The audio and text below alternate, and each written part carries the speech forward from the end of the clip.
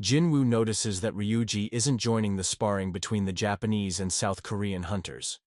He thinks Ryuji might just want to see how strong the South Korean hunters are. He also realizes that watching S-rank hunters fight is rare and is glad he came to see it. Kenzo, a Japanese hunter, believes he understands Dongwook and Bayek's fighting styles from their earlier battle, but suspects Bayek is hiding something. Tawada assumes that since it's a 4-on-4 match, she will likely face Hae-in. Meanwhile, Taegyu hopes the Japanese hunters won't go too hard on them. Dongwook, excited, urges the battle to start, and it's clear the South Korean team is ready. Kenzo smiles when he sees Dongwook growing larger. He enjoys strength battles and likes that Dongwook keeps things simple. Then, he releases a powerful aura. Both charge at each other, their punches colliding with a loud impact as they try to prove who is stronger. Meanwhile, Minoru rushes at Taegyu, who is startled by his speed. Taegyu realizes close combat would be bad for him, but is confident in attacking from a distance. He shoots a magic arrow and thinks that not only is he good at creating distance, but he is also skilled at attacking from afar. Minoru dodges but is shocked to see the arrow also aimed at his teammates. Atsushi notices this and understands that Taegyu is a ranger. The Japanese hunters now realize that the South Korean hunters aren't sticking to one-on-one fights. Kenzo knows that Minoru must defeat Taegyu quickly. Chairman Go watches and notes that the facility is fortified with top-quality essence stones, which should only be dented by an average hunter. However, the walls are completely wrecked. Meanwhile, Beck realizes that their opponents are among the world's strongest S ranks. His opponent, Atsushi, believes that only survival matters, not rules. He moves to strike but hesitates, making Baek wonder if he is scared. Atsushi starts to question whether he is fit to be a hunter. Beck realizes that Ryuji wants them to fight to test Atsushi's strength against the ants. Deciding to show his true power, Beck transforms, scaring Atsushi. Suddenly, Baek attacks and calls Atsushi a coward. Jong-soo watches and describes it as a battle between monsters, but his apprentice disagrees. Suddenly, Dongwook is defeated by Kenzo. Kenzo, standing over him, declares himself the stronger one. Dongwook, shocked, lies on the ground. Meanwhile, Minoru has the upper hand against Taegyu. As Taegyu crashes into the wall, Minoru confidently declares himself the winner. Baek then looks at his opponents and wonders if they think he is weaker than Hae-in. He believes they have underestimated him. Meanwhile, Tawada fights Hae-in, who struggles to land a hit at first. Tawada assumes Hae-in only relies on speed but soon realizes her movements are unpredictable. When Hae-in unleashes a powerful aura, Tawada remembers that Hae-in was once called the Dancer because of how gracefully she moved while fighting beasts. However, Hae-in had the nickname Band because she found it embarrassing. Hae-in launches multiple attacks, striking with her hands. Tawada tries to counter, but is stopped when Hae-in slashes, knocking off her cap. Hae-in then dashes behind her and lightly touches her back, ending the fight. After winning, Hae-in thinks she must hurry to help Beck. In the distance, Atsushi sneaks up on Hae-in, planning to attack since two of his teammates are already focused on Bayek. However, Hae-in quickly unleashes a series of punches, hitting Atsushi directly in the face. The Japanese hunters are shocked. Even Fujishima compares her attacks to a Gatling gun. Moreover, Shimizu estimates that she punched around 10 to 14 times. They can't believe how fast she was. Atsushi, now bloodied, looks different. His teammates realize he has lost control. Kei explains that when Atsushi gets angry, he becomes a different person and loses all rationality. Ishida adds that once his rage fades, Atsushi won't even remember what happened. Meanwhile, Hae-in is shocked by her own strength, realizing her attack was pure instinct. Ryuji, watching, thinks they must stop Atsushi if he attacks, but for now, he lets it continue. As Hae-in dodges, Atsushi moves behind her at incredible speed, catching her off guard. Just as he is about to strike, a massive explosion occurs. Jinwoo suddenly appears, stopping the fight. Atsushi, enraged, tries to attack, but Jinwoo dodges and slams him into the ground. Ryuji watches, impressed, and decides to challenge Jinwoo to a one-on-one fight. Jinwoo looks at Ryuji and can tell from his body language that he wants to fight. He doesn't need a translation to understand. Ryuji clearly wants to test his strength. Jinwoo isn't sure about Ryuji's true intentions. but he sees this as a chance to measure how much stronger he has become after the demon castle. Meanwhile, Ryuji notices Jinwoo smiling at him and is surprised, wondering if Jinwoo really has the guts to smile at him.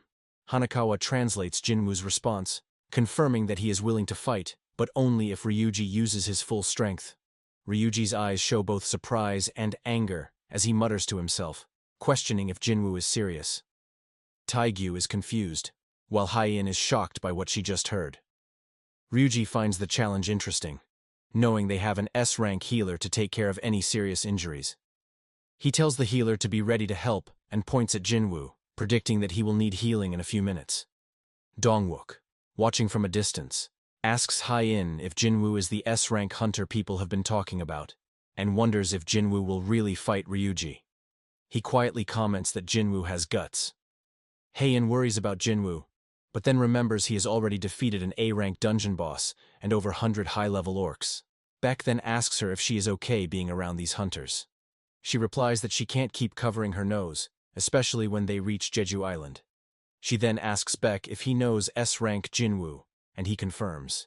When she asks why he isn't stopping Jinwoo from fighting, Beck explains that normally he would, since Ryuji is the opponent.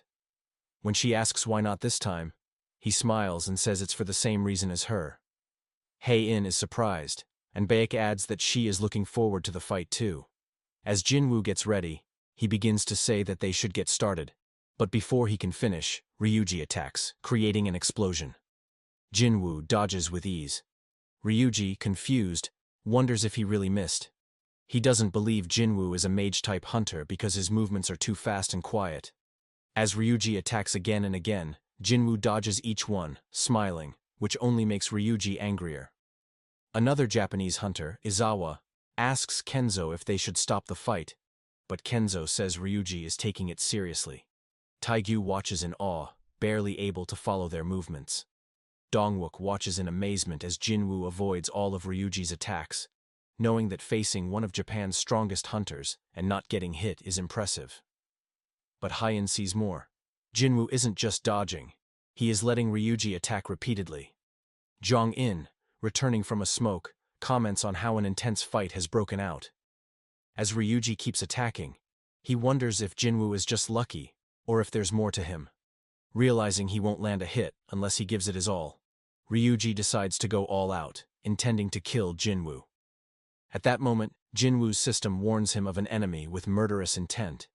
He notices a cut on his cheek just as Ryuji unleashes another powerful strike, shaking the air.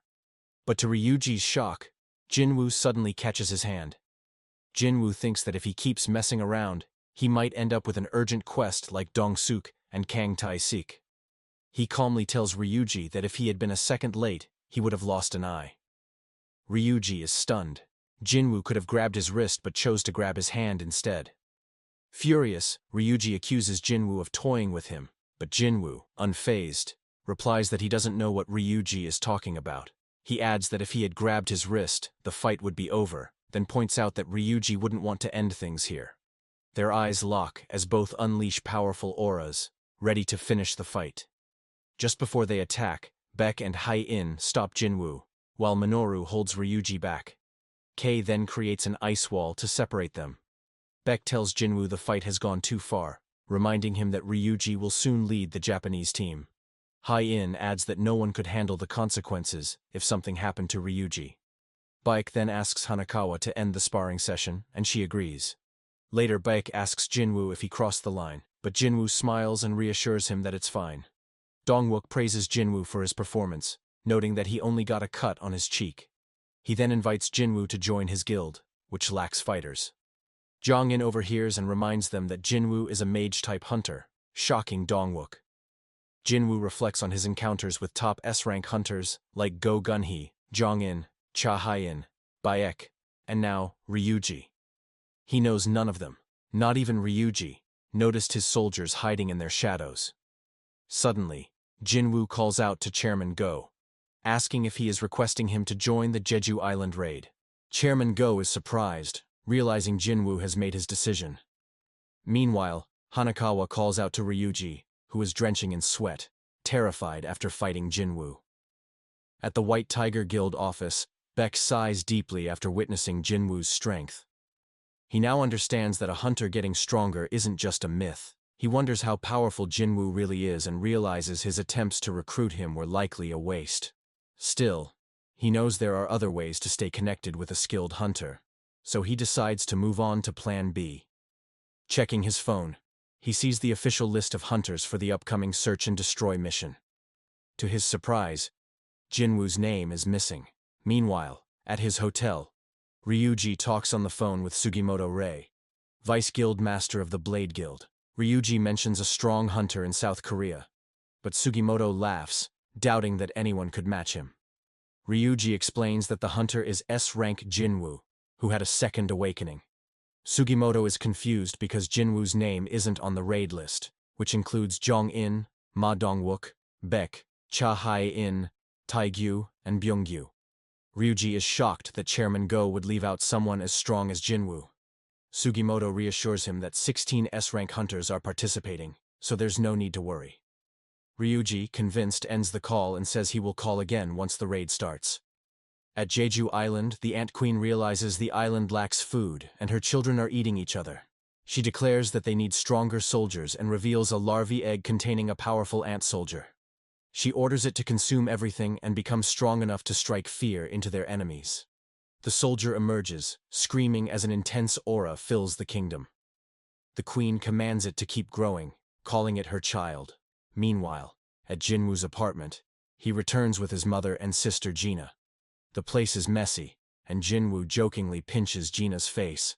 His mother, smiling, says it has been 4 years since she last cleaned, and suggests they do it together. As they clean, she comments that the house is old and dirty. She then asks if Jinwoo has heard anything about his father. He replies sadly that he hasn't. Jinwoo knows his mother still hopes for his father's return, even though he now makes more money than most people. He then thinks about his parents and the upcoming Jeju Island Raid. Lastly, at a press conference, a man presents a video showing ants evolving at an alarming rate. He explains that if these mutants take over the colony, it will be considered an evolution. He then shows images from the first and second search and destroy missions, revealing that the ants originally crawled like normal insects, despite their enormous size.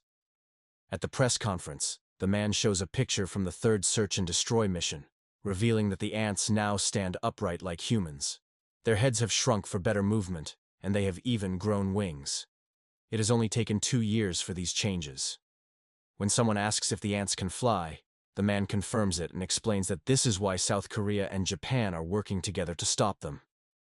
A man in the audience comments that even strong hunters would want to run away from these terrifying creatures. A woman agrees but points out that a retired hunter has bravely joined the raid. Meanwhile, Jinwoo reads hate comments online because he isn't on the Jeju Island raid list. Some people wonder why he isn't participating, while others mock him and call him weak. One user even compares him to retired hunter Byung-gyu and asks where Jinwoo is. Another calls him cringe for avoiding the raid. Jinwoo doesn't care about the hate but worries about his sister Gina. While lost in thought, he gets a call from Jinho, who invites him to see an office space for their guild. When Jinwoo arrives, Jinho explains that a guild needs at least 3 hunters. Jinwoo realizes he must recruit more members. Suddenly, Jinho hands him a business card from a foreigner looking for him. Jinwoo wonders who it is, but suddenly becomes alert, saying he needs to go home.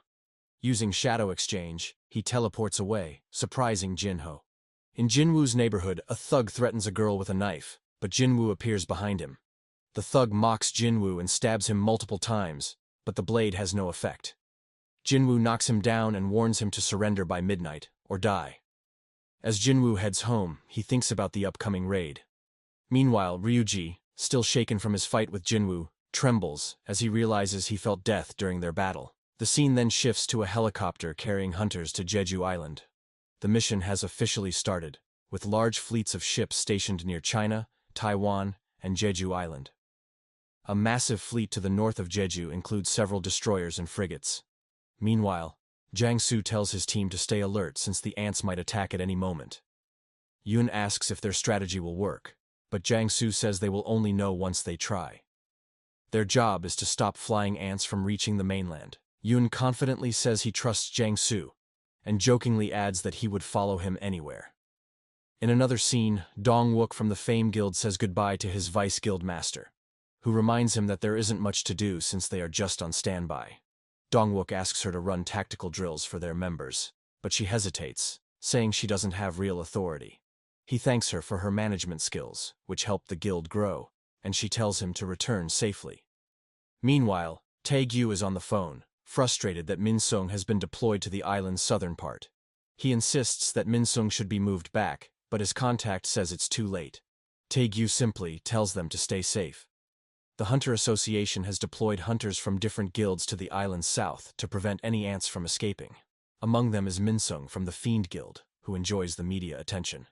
Many hunters, including A-rank and lower-ranked ones, are stationed there. The White Tiger Guild's strike squad is also part of the defense, along with retired hunters and newly awakened individuals. In total, around 5,000 people, or 1/10 of South Korea's awakened beings, have joined. The focus then shifts to a helicopter carrying South Korean S-rank hunters to the mission area. A cameraman from a news agency introduces himself and explains that he will film the raid, which will be broadcast nationwide with a 10-minute delay. Baek shakes his hand and discusses the risk of having a cameraman on such a dangerous mission. Dong-wook tells him that a successful raid protects others, but warns him to be careful. The cameraman reassures them, saying he is an A-rank hunter who chose to live a normal life but is prepared for danger. The cameraman shares that he has 2 jobs and has covered dangerous events before, like dungeon breaks, but he is nervous this time because his hands are shaking. Dong-wook reassures him by saying the Hunters Association probably allowed him because they believe this raid will succeed. The cameraman thanks him, and Baek agrees that it is good to hear. Dong-wook then says this will be the first and last time civilians witness an S-rank raid, and that after past failures, everyone is eager to see a victory. He knows that if they fail, South Korea could be destroyed, and the world needs heroes. The scene shifts to Byung-gyu talking with Baek, who is surprised to see him join. Byung-gyu jokes that he came because Baek might die without healing, since he always charges into battle. Baek denies it, making the others smile. Hae-in asks if Baek saw Jinwoo before coming, but Baek says he didn't. When asked why she asked, Hae-in simply says there is no reason. Dong-wook then says it is time to focus as they near the island. Meanwhile, Ryuji's team arrives at Jeju Island, now a ghost town. They find ant corpses that seem to have been eaten by other ants, hinting at a predator. Ryuji starts the mission by calling his team members over the radio, and they release powerful mana waves to lure the ants. The South Korean S-rank hunters in the helicopter watch in awe. Jong-in notes that the Japanese hunters have already started. Soon, ants emerge from the mountain and attack the helicopter. Jong-in steps forward and fires flame spears at the approaching ants, causing explosions. Byung-gyu is impressed, but Jong-in humbly says that weak attacks wouldn't be enough. He then launches a massive fireball, burning more ants. He observes that the ants have evolved and now resist magic, requiring stronger attacks. Jong-in then jumps from the helicopter, riding a blaze of fire. His companions are startled, but Hae-in says he specializes in fighting many enemies. Once on the ground, he burns all the ants around him, comparing the sound to fireworks. He then signals for the others to come down. Dong-wook hesitates, knowing they have no escape this time. The South Korean hunters prepare to descend. Baek reminds them that the Japanese can only stall for an hour, so they must defeat the queen quickly. Tae-gyu asks if anyone has final words, but the team confidently replies that they are ready, and it is time to go. Then, the S-rank hunters leap from the helicopter, ready for battle. On Destroyer Number 2, Kaga Sugimoto, the Vice Guild Master of the Blade Guild, tells the crew that the operation will start soon, and orders the jamming signals to be activated. The signals target Jeju Island, disabling the ants' antennas so they cannot hear their queen's calls for help. Meanwhile, in the Japanese Bravo team, Tawata slashes an ant in front of Atsushi, who is startled. Tawata scolds him and warns that if he does not focus, he will die. Over in Charlie team, Shimizu and Fujishima talk. Shimizu suggests they should kill all the ants instead of waiting for the South Korean team to defeat the queen. Fujishima responds without much certainty, and then asks about Kenzo. Shimizu says Kenzo is playing tag by pulling ants' wings off one by one. Fujishima laughs and comments that Kenzo looks like he is having fun. In the Delta team, Kei and Izawa watch fireworks going off near the tunnels. Izawa guesses that Jong-in is responsible. Kei wonders what would happen if his ice magic clashed with Jong-in's fire. Izawa jokes that it would be both hot and cold. In the background, ants are frozen by Kei's magic. Inside the mountain, the hunters notice that the once beautiful mountain is now just an ant colony. Jong-in places a flame prison at the tunnel entrance, explaining that it blocks weaker ants from entering. He then sits and casts a spell, sending fireballs through the tunnels. Baek is shocked, saying it looks dangerous. But Jong-in calmly explains that the lair is like a maze, and the fireballs will circle back if the path is wrong. As the fireballs move, Jong-in finds one tunnel where they do not explode, meaning it leads deeper inside. Baek is impressed by his skill. Jong-in then leads the team into the tunnels. Meanwhile, Jinwoo is exercising in a park, finishing a 10-kilometer run. His stats are Strength 219, Health 200, Agility 230, Intelligence 250, and Sense 200, with 46% physical damage reduction. He notices the park is empty and guesses that the Jeju Island Raid broadcast has started. He believes the South Korean and Japanese S-rank hunters are strong enough to win without him if things go as planned. Back in the tunnels, Taegyu shoots an ant with an arrow. Jong-in confirms that most ants have left, proving their predictions were correct. Taegyu comments that this is his first time seeing creatures like these, and wonders where the Queen's royal guard is. He notes that the ants seem weak and look different, suggesting they have evolved to be better guards for the dark tunnels. He adds that if that is true, their job will be easier. But if these are not the royal guards, they can simply fight through using their firepower. Byung-gyu, however, worries about whether the Queen is nearby, or if she might have abandoned her subjects and escaped. Baek dismisses the idea, saying that is impossible since the ants are trapped on the island.